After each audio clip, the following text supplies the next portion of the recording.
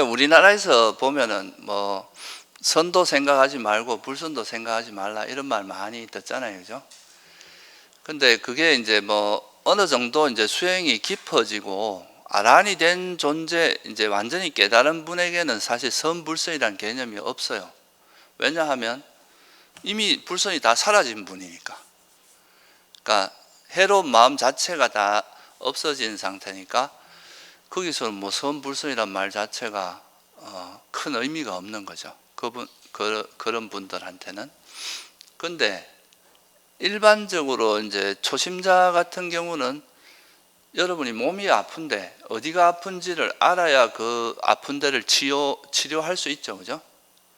근데 내가 아픈 데가 있는데 내가 원래 낫고 나면은 다 이제 그 나은 상태가 있는데 그 나은 상태와 아픈 상태가 둘이 아니다 이렇게 하면서 현재 이대로 머물러라 이렇게 하면 그건 뭐가 되겠습니까? 아무 변화가 없는 거예요. 사실 그 관념적인 이야기입니다. 그런 건 실제로 그렇게 되는 게 아니라 누구나 다 그 이제 뭐 어떻게 보면 부처가 될 가능성이 있다고 하잖아요, 그죠? 근데 현재는 어때요? 자기 현재 모습은 아직은 부처가 아니잖아요. 중생이잖아요. 그러면 원래 중생과 본질, 내가 이제 마음이 변해서 나중에 부처가 한다고 해서 현재 내가 부처인 건 아니란 말이죠, 그죠? 이거는 그 과정이 내가 중생에서 부처가 되기 위해서 반드시 거쳐야 될 그 과정이 있어요. 그게 바로 수행의 과정이거든요.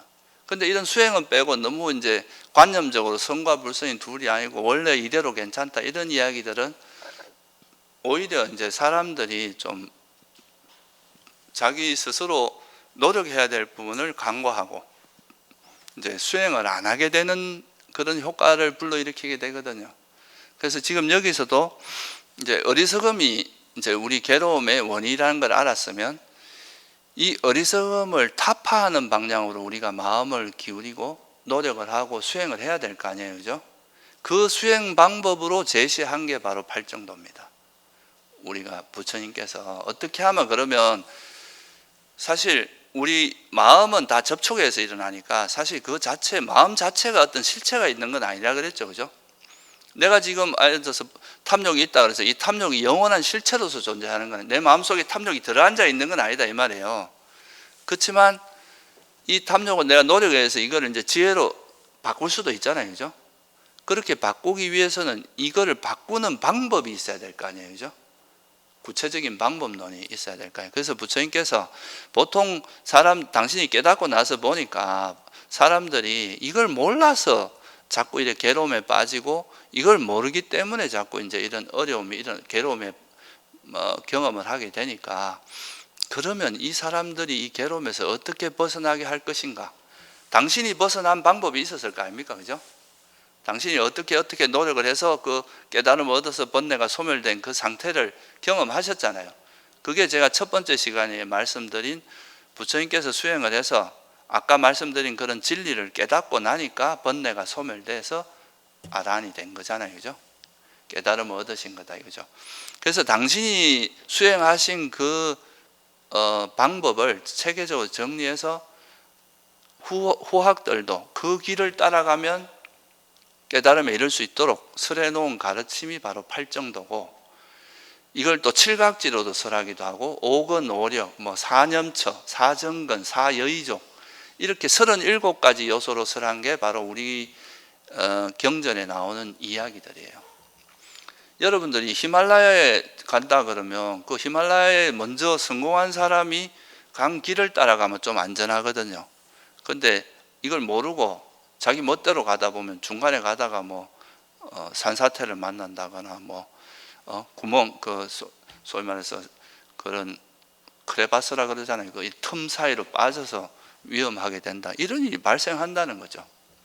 그래서 우리가 이런 어리석음을 버리기 위해서는 이제 어리석음은 현재 우리 상태를 있는 그대로 보는 게 아니라 왜곡되게 본다는 거예요.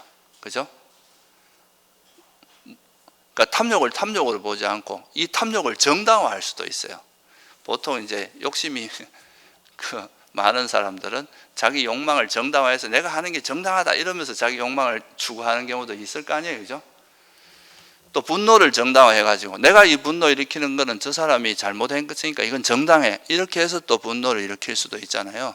그러니까 이거는 이제 그 마음 상태가 우리가 탐욕이나 성냄이 있는 마음 상태는 항상 우리 마음을 왜곡시킵니다.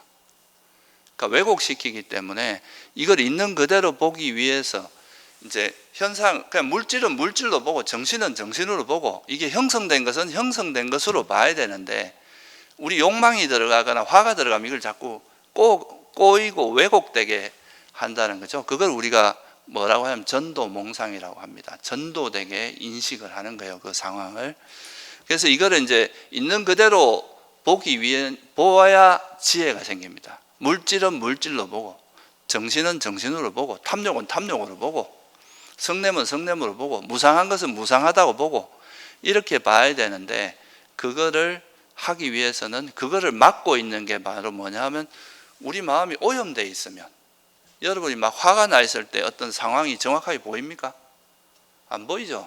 막 집착이 강해져 있는데 소위 말해서 눈에 콩깍지가 끼어 있는데 어떤 상황을 냉정하게 볼 수 없을 거 아니에요, 그죠? 그래서 있는 그대로 보기 위해서는 뭐가 필요하겠어요?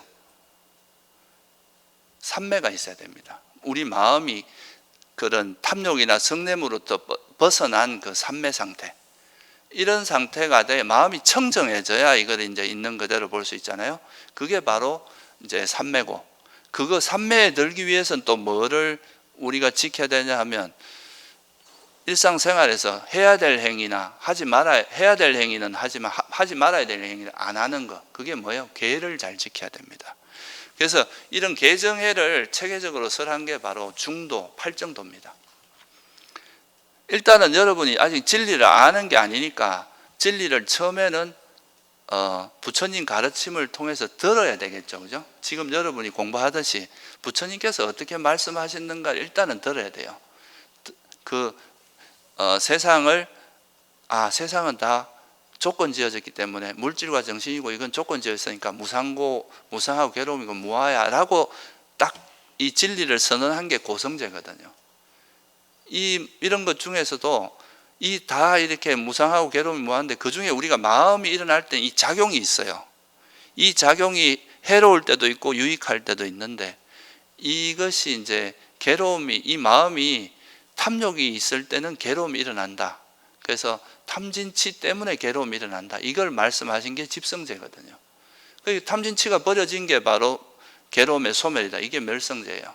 그렇다면 이제 어떻게 버릴 건가 이거에 대한 게 도성제고 이런데 이 방법을 이거를 배우지 않고 여러분 스스로 알 수는 어렵습니다. 이게 세속에서 하나의 이론, 수학에서도 간단한 하나의 이론 만드는데 평생을 해도 그 하나 이론 만드는 사람을 우리가 천재라고 하거든요. 그런 좀 의미 있는 걸 만든 사람을.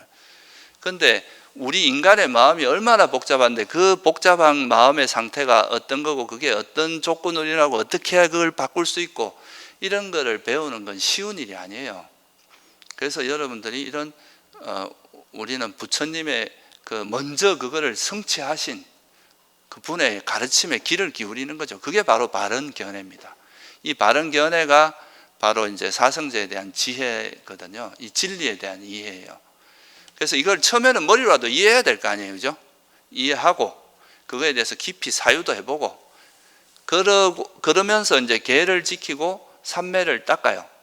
그러니까 삼매가 이루어지면 그 삼매를 기반으로 해서 정말 이게 이 현상을 있는 그대로 볼 수 있거든요. 이제 마음이 그 욕망이나 성냄이 없어지면 우리 마음이 깨끗하면 마치 맑은 물에 뭐가 비치듯이 보인단 말이죠. 그래서 그게 이제 그 팔정도에서 이야기하는 거예요.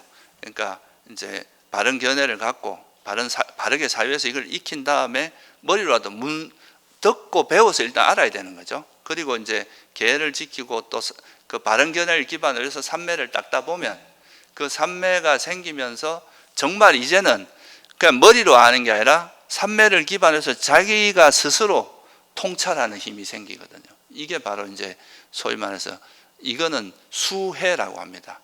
듣고 사유를 통해서 하는 건 문사, 그러니까 듣고 문해, 사해 이렇게 이야기하고, 우리가 직접 수행을 통해서 직접 자기 스스로 통찰하는 건 수해라고 하는데, 그럼 이제 삼매를 통해서 그런 직접 체득한 지혜가 생겨. 이게 이제 점점 이렇게 반복되다 보면 우리 마음이 어리석음으로 기울어져 있던 것이 점점 지혜 쪽으로 이렇게 전환되는 과정이 되는데, 여러분들 그런 말 들어보셨죠? 우리 뇌도 대략적인 지도가 있다 그러죠, 그죠? 태어날 때부터 태어나서 어느 정도 나이가 되면 우리 머릿속에 일정 정도의 뇌의 지도가 그려집니다. 근데 이거는 대체로 어리석음을 기반으로 해서 만들어진 거거든요. 이제 불교적으로 보면. 그게 지혜를 기반으로 해서 만들어진 상태로 이렇게 변화되기 위해서는 어떻게 해야 되겠어요? 우리가 어리석음으로 해서 막 다져진 그거를 깨고 다시 이제 지혜로서 형성되는 데까지는 계속 반복하면서, 그죠?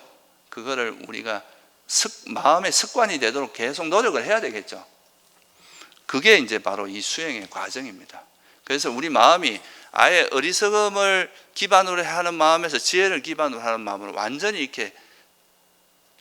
전환이 된 존재들이 바로 뭐라는 거예요?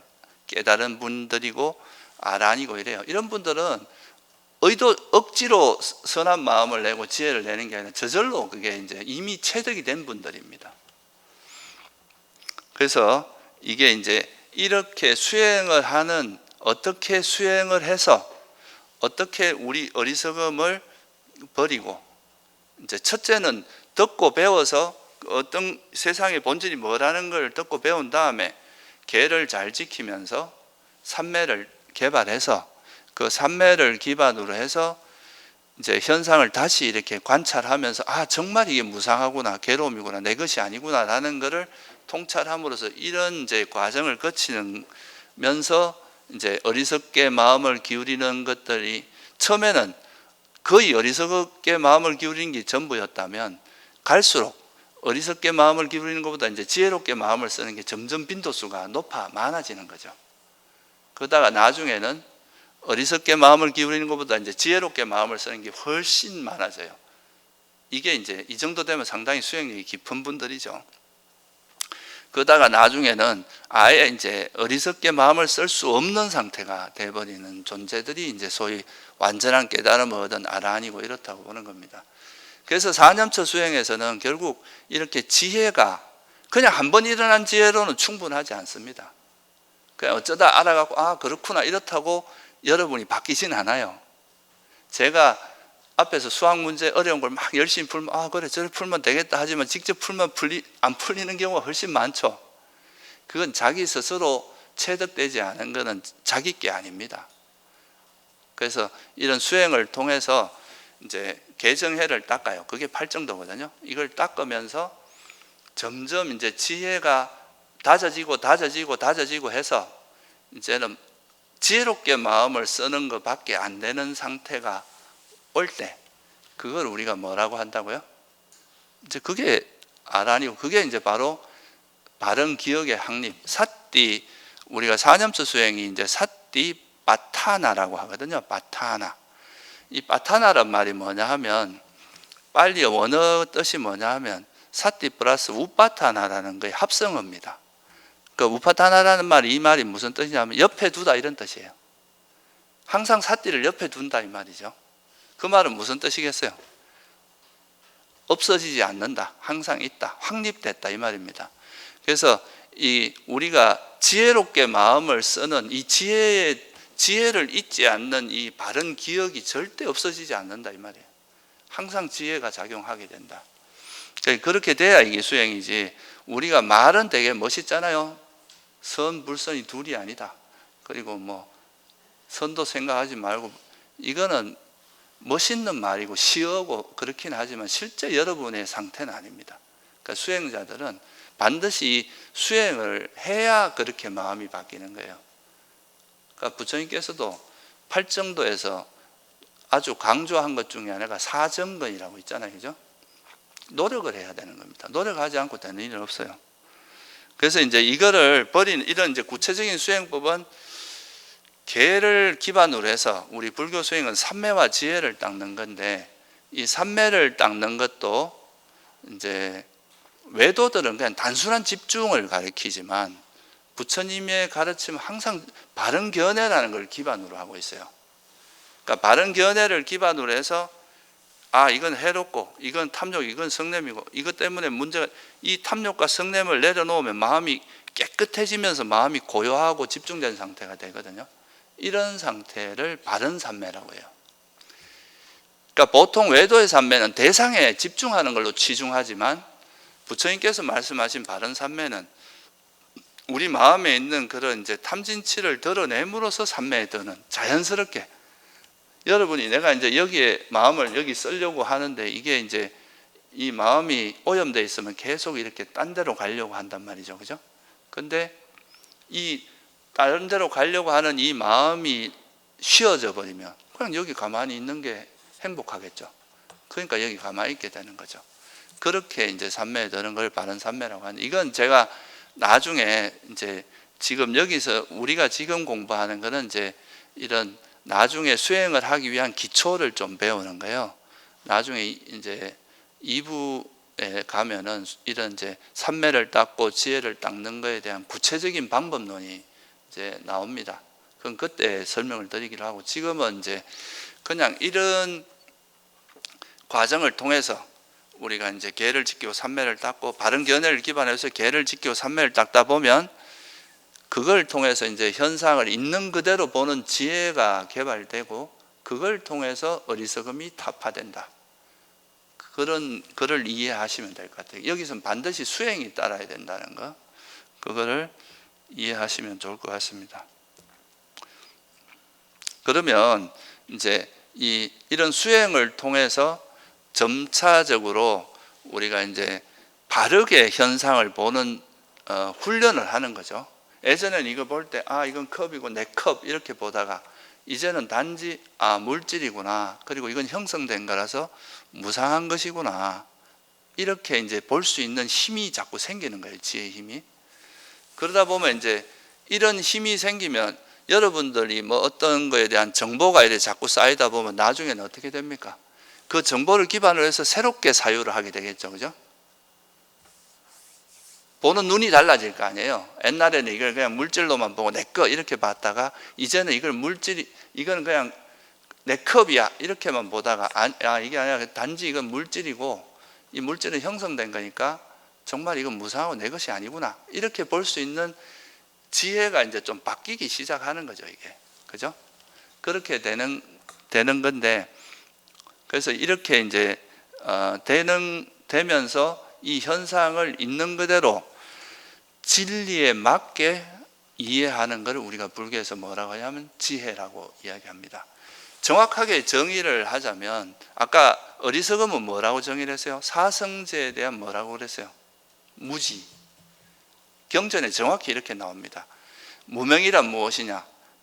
괴로움에 대한 무지, 괴로움 일어남에 대한 무지, 괴로움의 소멸에 대한 무지, 괴로움의 소멸을 인도하는 도닦음에 대한 무지, 이게 사성제에 대한 무지라는 뜻인데, 그럼 지혜란 무명이라는 것은 빨리어로 아위자라거든요. 이 위자라는 말이 지혜란 뜻입니다. 그래서 아위자라고 하면 이 위자라는 게 이제 밝을 명자로 번역을 했어요. 밝음, 밝게 이게 명확하게 보는 게 없다 이 말이니까 무명이라고 한다면 명지라 그래요. 지혜는. 그러니까 이 명지는 사성제에 대한 지혜를 명지라고 한다. 그렇게 이제 설명을 하는 거죠. 그러니까 이 아까 어리석음도 이제 세속에서 말하는 어리석음하고 불교에서 말하는 어리석음이 조금 개념에 좀 차이가 있다 그랬죠. 그죠? 여기서 불교에서 말하는 지혜도 세속에서 말하듯이 그냥 뭐 지식이 많고 뭐 뭔가를 많이 알고 이런 걸 지혜라고 하지 않고, 불교에서 말하는 지혜는 뭐예요? 사성제를 정확히 깨뜨리는. 이게 왜냐하면 이게 괴로움의 소멸과 관계되기 때문에 그래요. 불교에서 말하는 건 다 목적이 괴로움의 소멸에 목적이 있습니다. 그렇다면은 괴로움의 소멸에 필요한 것 이상으로 아는 건 학문의 영역에 들어가요. 그것까지 굳이 우리가 다 모든 사람이 다 알 필요는 없는 거죠. 그런데 괴로움을 소멸하는 데 있어서 꼭 필요한 것은 사성제 정도는 꼭 필요하다는 거예요. 그래서 이제 이 사성제를 정확히 이해하는 지혜, 이게 바로 불교에서 말하는 지혜다. 이렇게 이해하시면 돼요. 지혜는 이제 다른 말로 빨리어로는 빠냐라고 하는데, 이 빠냐라에서 빠라는 말이 뭐냐 하면 앞으로 나아가서 이런 뜻입니다. 야라는 건 알다라는 뜻이고, 그러니까 이건 뭐냐 하면 껍데기에 빠지는 게 아니라 좀 더 나아가서 그거의 실상을 안다, 이런 뜻이죠. 그러니까 이건 그냥 세속적으로 보면 이건 컵이에요. 근데 이거를 한 걸음 더 나아가서, 이게 컵도 틀린 말은 아니죠, 그죠? 그렇지만 이것이 가지고 있는 좀 본질적인 모습을 들여다보면 이거는 물질이 모여 있는 거잖아요, 그죠? 물질이고, 또 이거는 형성됐으니까 이거는 변하기 마련인 거구나, 이렇게 보는 거는 한 걸음 더 나아가서 보는 거잖아요. 이런 걸 우리가 불교에서 지혜라고 하고, 특히 이제 불교적인 지혜의 의미는 사성 진리에 대한 통찰이다, 사성제라고 하는 그거를 이해하시면 좋을 것 같아요. 그래서 그 상류단니까에 보면 명지경이라는 경이 있습니다. 거기에 보면 명지와 지혜는 같은 말이에요. 비구여 괴로움에 대한 지혜, 괴로움의 일어남에 대한 지혜, 괴로움의 소멸에 대한 지혜, 괴로움의 소멸로 인도하는 도닦음에 대한 지혜, 이를 일러 명지라고 하고, 이렇게 해서 명지에 도달하게 된다, 이렇게 이제 설명을 하고 있습니다. 그러니까 이것도 어떻게 보면 약간 추상적인 이야기잖아요, 그죠? 괴로움에 대한 지혜, 결국은 보세요. 우리가 괴로움에서 벗어나기 위해서 첫 번째 해야 될 게 뭐겠어요? 괴로움이 뭔지를 알아야 될 거 아니에요. 괴로움이 뭔지를 알아야 그 괴로움에서 벗어나는 길이 나올 거 아니에요. 여러분이 병에서 나으려면 내 병명이 병이 뭔지를 모르는데 어떻게 병에서 나을 수 있겠어요, 그죠? 그래서 사성제가 그렇게 구성되어 있습니다. 먼저 우리가 괴로움에서 벗어나려면 뭐가 괴로움인지를 알아야 될 거 아니에요, 그죠? 그리고 이 괴로움이 뭔지를 알았으면 이 괴로움이 없어진 상태가 뭔지를 알 수 있을 거 아니에요. 그게 괴로움의 소멸입니다. 그렇다면은 괴로움이 소멸이 실현 가능하다면 괴로움은 왜 일어나는가? 괴로움이 있으면 괴로움이 일어나는 원인이 있을 거 아니에요, 그죠? 모든 건 조건에서 일어나니까. 그 괴로움이 일어나는 원인이 바로 집성제에 해당합니다. 괴로움이 일어남이라고. 만약에 이 탐진치 때문에 괴로움이 일어난다면 이 탐진치를 버리는 구체적인 방법이 또 있어야 될 거 아니에요, 그죠? 그게 도성제거든요. 그러니까 우리가 이 사성제라고 하는 하나도 뺄 수 있는 게 없어요. 빼면 안 되고 더 보탤 필요도 없고, 이거 이어서 빼서는 이게 완성된 가르침이 아닌 거예요. 근데 이게 사성제 이상의 더 정보가, 그건 이제 학문적으로 하면 더 세세하게 할 수도 있지만, 적어도 이제 수행하는 사람은 이 정도만 해도 자기가 괴로움을 소멸하는 데는 큰 지장이 없다, 이거죠. 그래서 이제 그게 우리가 그거를 정확히 안다면 결국 그걸 통해서 괴로움을 소멸할 수 있기 때문에, 그 사성제에 대한 지혜가 바로 뭐라는 거예요?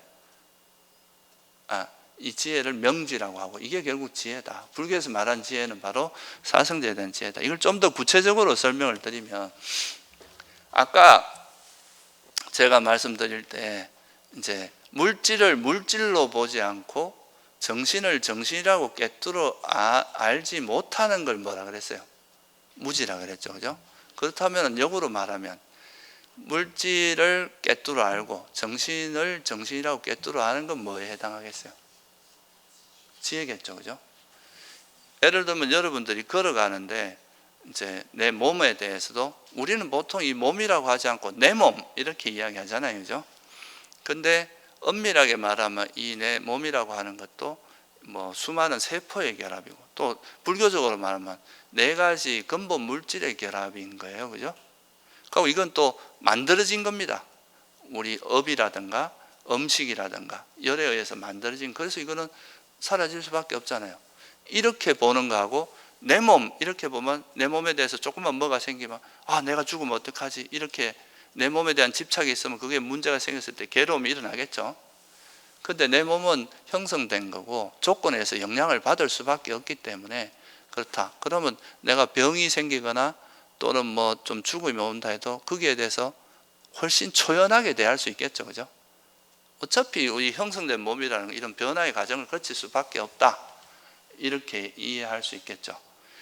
그러니까 이런 지혜가 있으면 여기에 집착이 달라붙을 수 있는 조건이 사라져 버리는 거죠. 그죠? 그래서 이제 이 물질을 물질이라고 명확히 아는 거, 이것도 지혜에 해당하고, 또 무상함을 아는 거, 이것도 지혜인 거죠. 그리고 또 우리 마음에서 아까 제가 말씀드렸듯이 여러분이 평소에 살면서 이 탐욕이 일어났는데도 이게 탐욕인지 모르는 거, 이걸 뭐라 그랬습니까? 내가 탐욕이 지금 막 집착에 빠져 있으면서도 자기가 집착에 빠진 걸 모르는 거, 이게 어리석음이잖아요. 그렇다면은 내가 집착이 일어나고 막 뭐에 집착하고 있는 이 상태를 스스로가 이게 탐욕이구나 라고 아는 것은 뭐에 해당하겠어요? 이게 지혜입니다. 이 생각보다 쉽지가 않아요. 여러분들이 보면은 실제로 말은 쉽지만 실제 내가 뭔가에 집착하고 있으면서 이게 집착이라는 걸 스스로 모르기 때문에 집착이 커지는 거거든요. 아까도 말씀드렸지만 화가 났어요. 우울하면 또 화거든요. 현재 상태가 만족스럽지 않은 거기 때문에 이것도 화에 싫어하는 거기 때문에. 근데 이거를 화라고 보게 되면 이건 해로운 거야. 괴로움이 일어나게 하고 나를 공경에 빠뜨릴 수 있는 거다. 이렇게 생각하면 이 마음 상태를 계속 키우려고 하지 않고 어떻게 하려고 하겠어요? 멈추려고 하겠죠. 그죠? 그러면은 이제 아주 큰 문제는 안 생겨요. 그래도 어느 정도 이제 일어나도 이거를 이건 화구나. 그러면서 이건 해로운 거니까 이건 버리는 방향으로 노력을 하면은 그거는 마음이 점차 화가 적어지고 가라앉게 되겠죠. 그죠? 그러면은 이제 화를 완전히 버릴 정도는 아니더라도 큰 괴로움은 안 일어날 수가 있는 거거든요. 그러니까 탐욕을 탐욕이라 알고 성냄을 성냄이라 알고 또 어리석음을 어리석음이라고 아는 거, 이것도 다 지혜에 해당합니다. 아까 그 반작용으로 보면. 그리고 탐욕이 없어진 상태, 그러니까 탐욕이 있는 상태와 탐욕이 없는 마음 상태를 구분할 수 있는 거, 이것도 뭐에 해당하겠어요? 이것도 지혜인 거예요. 여러분 지혜가 없으면 이게 지금 탐욕이 없는 마음이라서 되게 지금 좋고 유익한 마음 상태인데 이게 유익한지 모르고 그냥 내버려 두다 보면 그냥 없어져 버리는 거예요. 근데 이게 유익한 줄 알면 이거를 좀 더 이런 상태가 오래 지속되도록 하고 머물도록 노력하겠죠. 그죠? 그래서 이것도 굉장히 중요한 거죠. 사실 우리가 마찌마니까야라는 그 이제 경전에 보면 정경경이라고 있어요. 바른견해경이라고. 거기에 보면 바른견해를 다양한 형태로 한 5가지 형태로 설명을 하고 있는데, 그 중에 이제 제일 지금 대표적인 거는 사성제에 대한 지혜가 바른견해인데, 이 사성제 지혜를 조금 더 간략하게 이야기하면 집성제가 왜 괴로움이 일어나냐의 문제잖아요. 그죠? 결국 이게 뭐예요? 괴로움이 일어나게 하는 게 바로 해로운 마음이잖아요. 그래서 이 해로움이, 그러니까 탐진치가 해롭다는 것을, 괴로움이 일어나게 하는 해로운 마음 심리작용이라는 걸 분명히 드러낸 게 집성제거든요. 그리고 탐욕이 없고 성냄이 없고 어리석음이 없으면 괴로움의 소멸로 인도한다는 게 도성제예요. 그러니까 탐욕이 없고 성냄이 없는 거, 이거는 어떻게 보면 이제 그 자애나 삼매 이런 거하고 관계 있고, 지혜가 없는, 어리석음이 없는 건 지혜잖아요.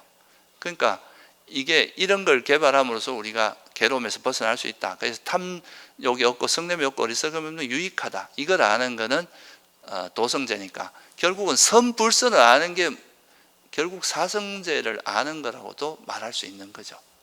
그러니까 이 선불선이라고 이걸 아는 거는 이것도 바른 견해라고 이야기하는 거죠. 그래서 이 선불선을 알아야 여러분이 선은 버리고 불선은 개발하는 쪽, 말 잘, 내가 사견에 빠진 거예요. 어디서. 그러니까 불선을 버리고 선을 개발하는 쪽으로 노력할 수 있다 이거죠.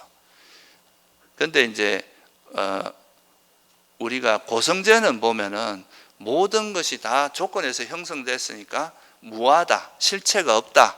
그래서 다 그냥 뭐 헛개비 같고 뭐 황과 같고 뭐 이런 말을 할 수 있어요. 근데 이거는 사실 고성제에 대한 이야기입니다. 근데 여기서 집성제하고 도성제도 분명히 부처님께서는 굉장히 중요한 4가지 진리 중에 2가지잖아요. 그죠?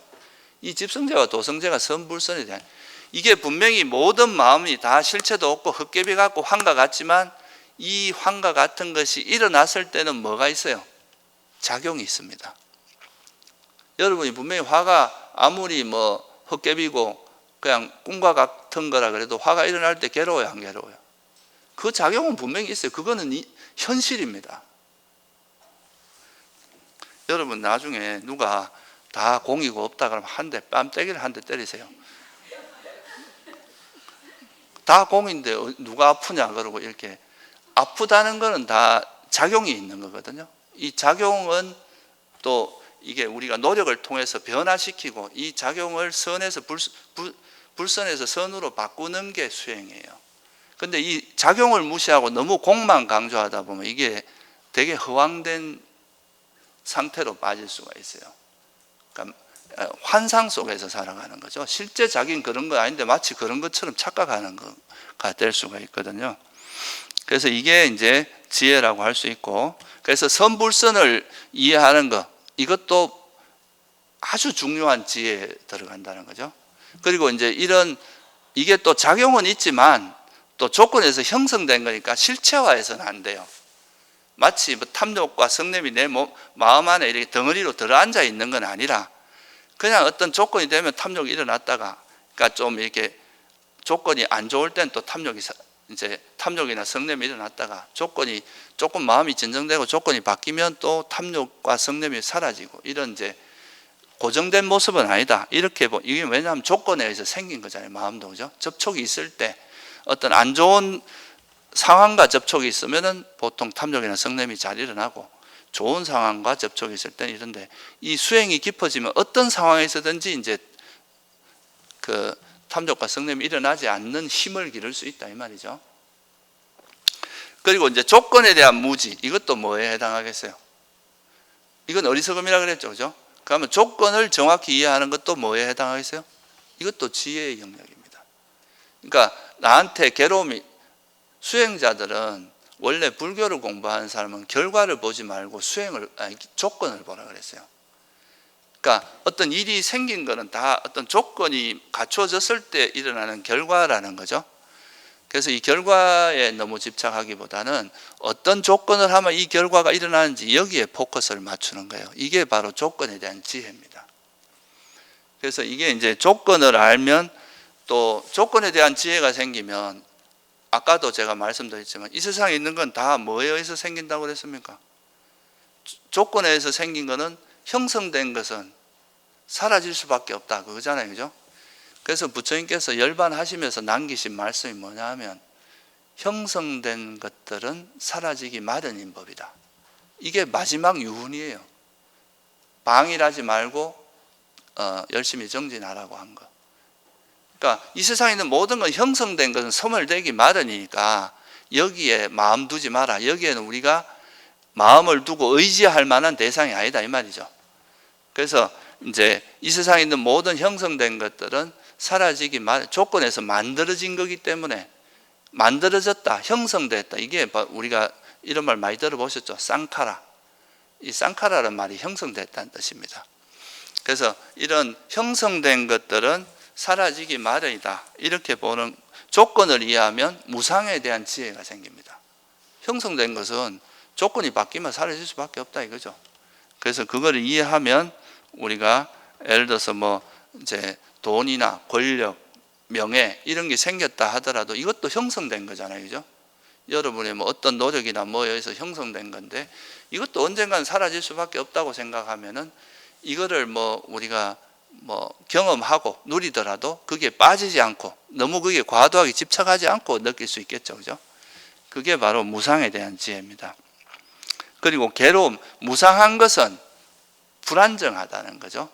그리고 무상한 것 속에 우리가 의지할 만한 것은 없다는 거예요. 여기서 행복이라는 걸 찾기는 어렵다. 왜?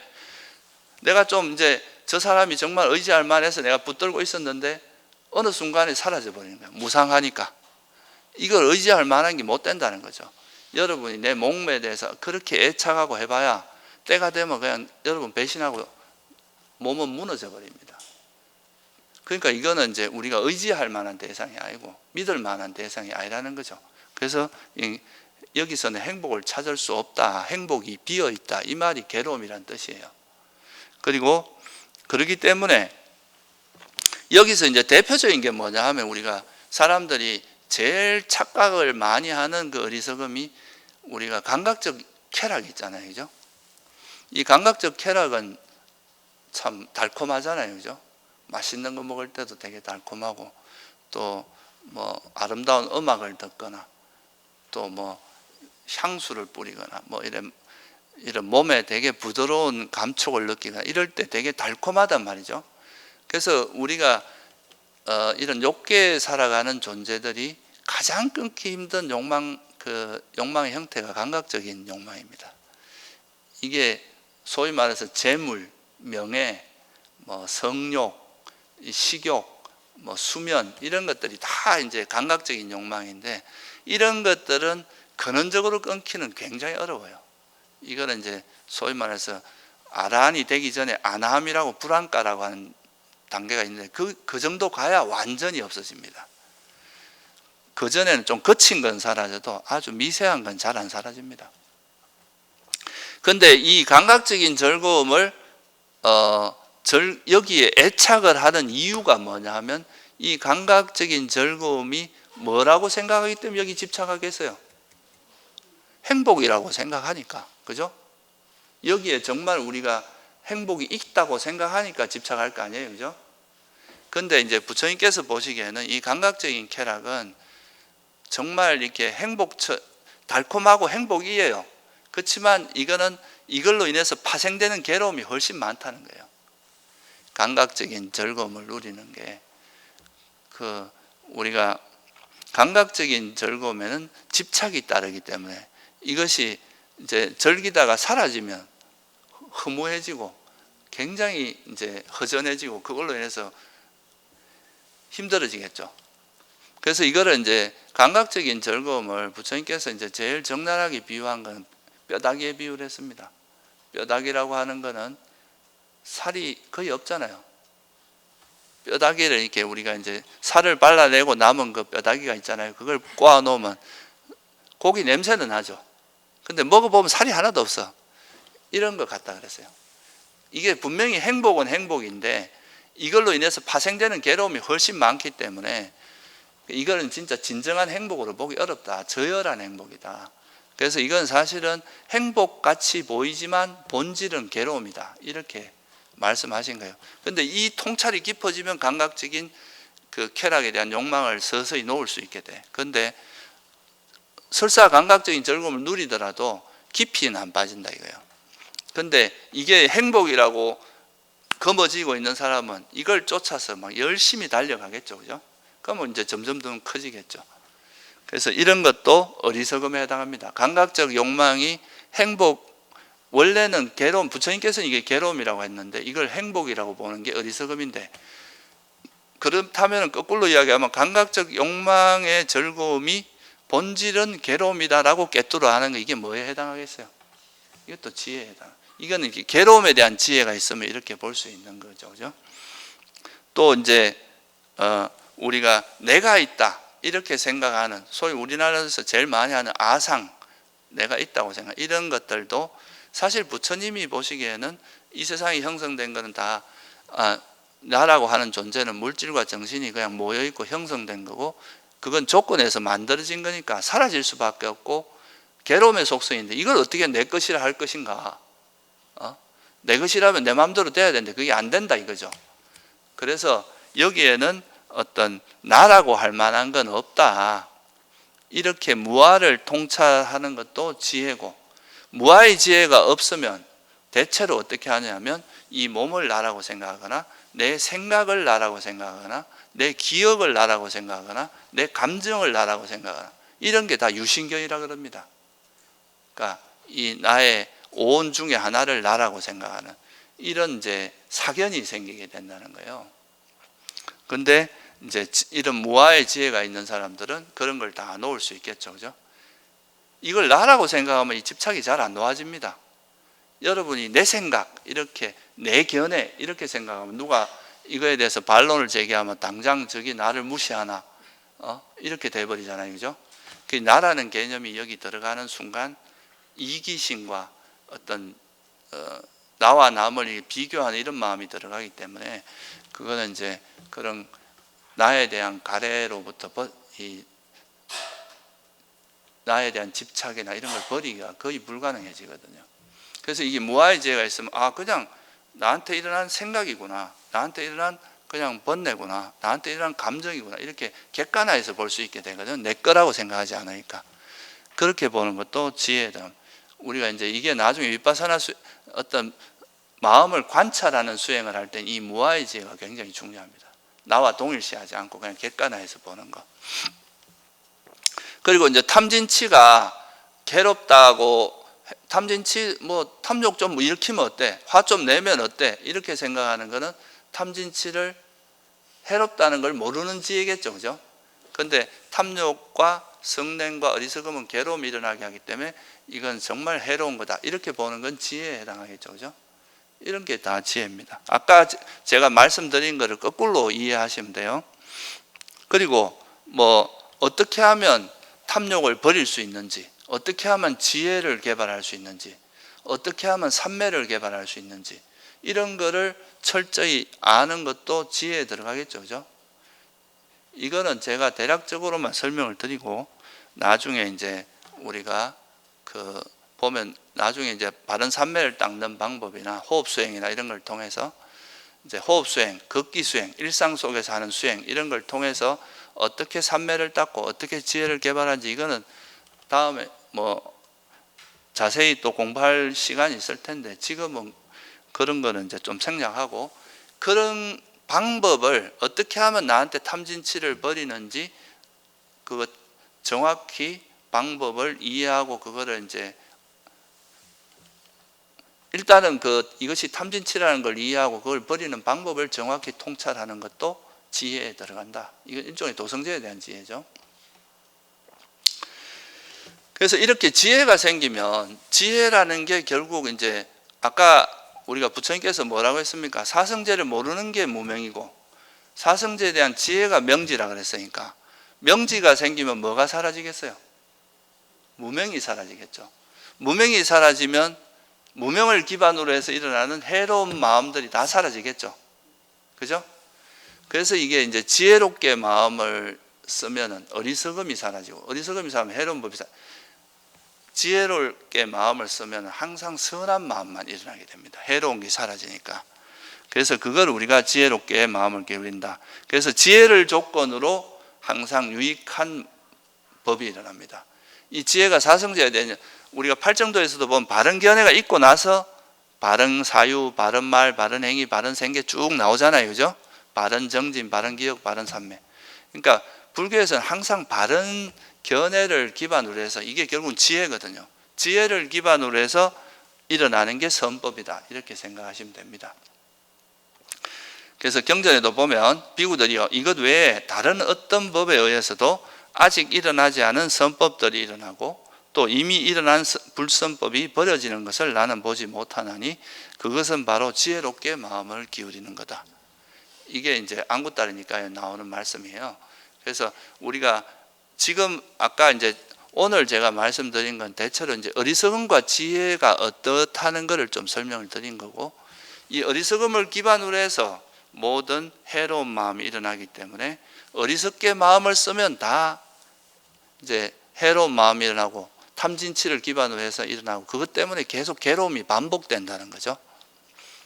근데 반대로 이제 지혜롭게 마음을 기울이면 선법이 일어나고 유익한 마음이 일어나고, 그걸로 인해서 이제 항상 우리 마음이 평화롭고 행복하고 괴로움이 없는 마음 상태가 된다. 그래서 어떻게 보면 불교 수행은 중도 수행이라고 하는 것은 어리석게 마음을 쓰는 거에서 지혜롭게 마음을 쓰도록 전환하는 과정이다. 그거를 이제 전환하기 위해서는 우리가 중도 수행이라는 걸 해야 된다. 이런 이제 이야기를 하고 있는 거죠. 예, 오늘은 여기까지만 하도록 하겠습니다. 예, 수고하셨습니다.